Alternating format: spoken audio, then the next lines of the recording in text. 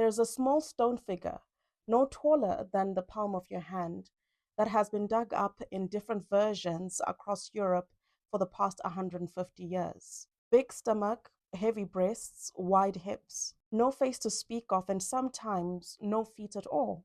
For most of the time that we have known about her, we have called her a fertility symbol, a goddess, an idea about womanhood carved by a man who wanted something to worship or something to want. But there is another theory, one that I have stumbled upon only recently, that has rearranged the way that I think about her. What if she was not carved by a man looking at a woman at all? What if she was carved by a woman looking down at herself? Hi, my name is Marilyn Mushakwe. I am a curator, researcher, and art advisor based in Zimbabwe. I've been in love with art for as long as I can remember, and I've spent years working with art, thinking about art, writing about art, advising buyers and collectors, and sitting with it in galleries and in homes. And the one thing I keep coming back to is this: art should not feel like it belongs to someone else. Welcome to A Twist of Thought, where we have conversations about art, what it means, who it's for, where it comes from, and why it matters at all.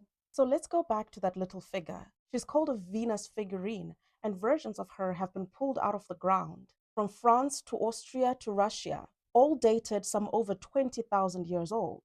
For most of the 20th century, the assumption was simple and, frankly, a little bit lazy. Ancient man made an idol of ancient woman's body, exaggerated for fertility, for worship, for want. Then in 1996, an archaeologist named Leroy McDermott published a paper that asked a much stranger and much better question.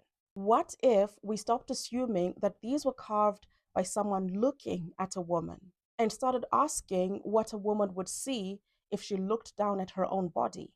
Remember, there were no mirrors. So if you were a woman 20,000 years ago who wanted to know what her own body looked like, you had exactly one way to find out. You tilted your chin and you looked down at yourself. And when you look down at yourself like that, something happens to your proportions. Your breasts, seen from above, look larger and rounder than they do face on. Your belly and thighs dominate the view. Your feet, so far away, shrink to almost nothing. And your face, the thing every other portrait in history obsesses over, you can't see it at all. It disappears. That is almost exactly the shape of a Venus figurine. Heavy through the middle, faceless, tiny feet. McDermott and the historian Catherine McCoy called it the foreshortening effect of self-inspection.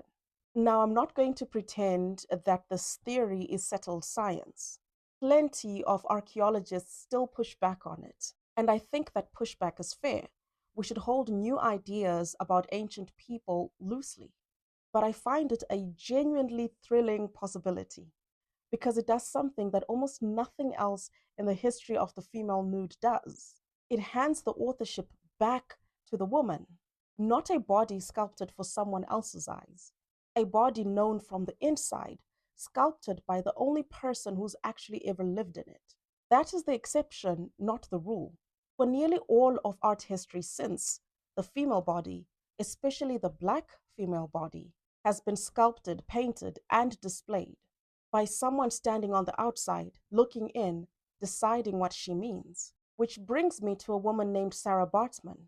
Baartman was born in the Eastern Cape in the 1780s, and in 1810 she was taken to London and put on public display, marketed under the name the Hottentot Venus. That word Venus, once again, but now stripped of everything self-authored about it. She was exhibited nearly naked in a cage on Piccadilly for paying crowds who came specifically to gawk at her buttocks and her genitalia, which 19th century European science had decided were signs of primitive sexuality. After she died at only 26 years old, it got even worse. French scientist Georges Cuvier dissected her body and kept her brain, skeleton, and genitals on public display in a museum in Paris, not returned to South Africa for burial until 2002, nearly 200 years later. Sit those two women next to each other, one sculpting her own body from her own point of view, in a world with no mirrors and no audience. The other, a real woman with a name and a face and a family in the Eastern Cape, turned into a public spectacle and then a museum specimen. Her body's meaning decided entirely by people who were never inside it. That is the whole tension of this essay in two images. Who gets to define the shape of a woman's body? The woman herself or the room looking at her? Because here's the truth. That room has never actually left. Look at what is considered desirable in fashion and on social media right now. The exaggerated hips, the fuller lips, the curved in waist, and the curved out everything else. These are quite literally the features that were mocked and pathologized and put in a cage when they belonged to Sarah Baartman and to African women more broadly. The same shape that was called grotesque on a body in 1810 gets called body goals today, as long as it's filtered, surgically enhanced, or worn by someone that the industry has decided is allowed to profit from it. I'm not the first person to point out that Black women are frequently first mocked for a feature and then, once it has falsely been detached from a Black woman's body and reproduced elsewhere, celebrated for it. But it's worth saying plainly in an art context, because this is the same pattern of authorship as the Venus figurines and as well as Sarah Baartman. Somebody else is still deciding what the body means. The woman is still, too often, not the author of our own shape. And this does not stay in the realm of image making. It walks straight into hospitals.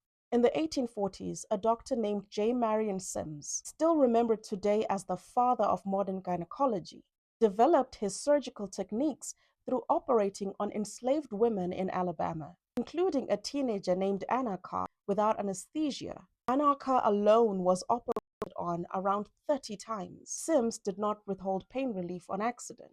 It was common belief at that time that Black people simply did not feel pain the way white people did. That belief did not stay in 1840.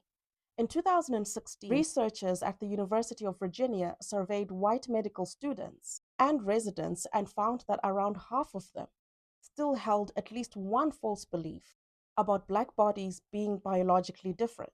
Thicker skin, less sensitive nerve endings, faster clotting blood. None of it is true, and the students who believed it rated Black people's pain as lower and recommended less accurate treatment for it. That belief has a body count that you can actually look up.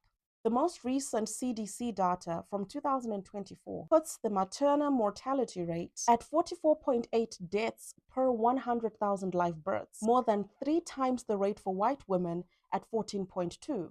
This is not ancient history. This is not a metaphor. This is a woman in a hospital bed right now whose pain is being discounted by someone who was taught somewhere along the way that her body simply does not hurt the way that other bodies hurt. There's one more version of the story, and it's much closer home to me. A friend and I were recently talking about the stone sculpture movement here in Zimbabwe, the movement that gave us names such as Joram Mariga, Nicholas Mukomberanwa, Henry Munyaradzi, Bernard Matemera. These men are considered the founding fathers. And she raised a posit that I had not sat with properly before, that there were likely far more women who were sculpting within this movement than history credits because of how authorship worked and didn't work for them. Two things were happening at once.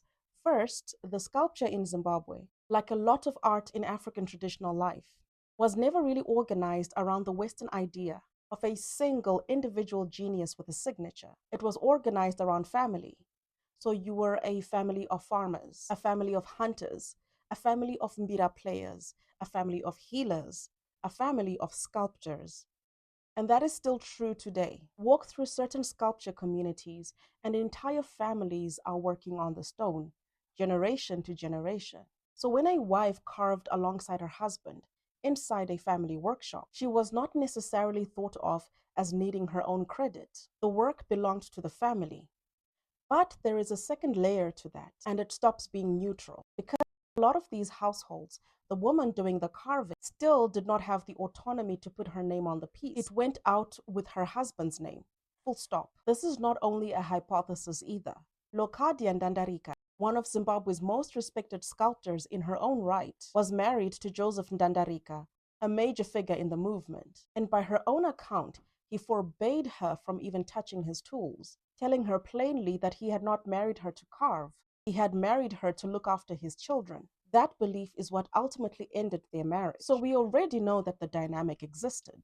The posit is about how much further it went, in workshops where no one ever wrote it down. I want to be careful here. This is a posit, not settled history, and I don't want to overstate it as a fact.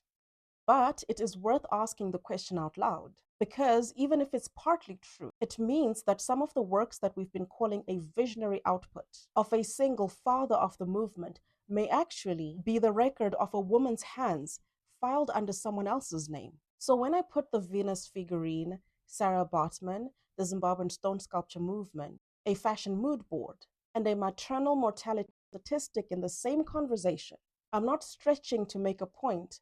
I'm tracing one line. It runs from a woman who might have carved herself from her own point of view through a Zimbabwean wife whose stone carving went out under her husband's name, all the way to a woman in a delivery room today whose pain is still being measured by someone else's belief about what her body is made of. A lot of art history likes to treat the female nude as a settled and comfortable genre, reclining figures, and soft light. I think it's one of the most contested sites we have, because a body, once rendered by someone else, stops being fully yours.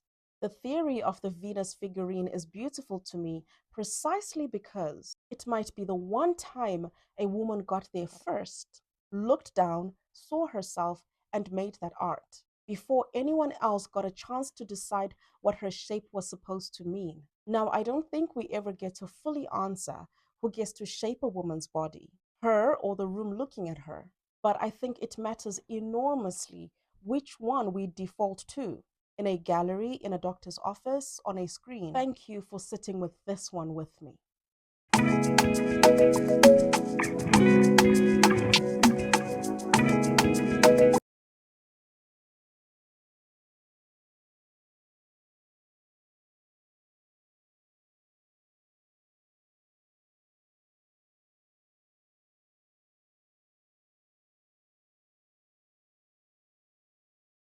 Her or the room looking at her,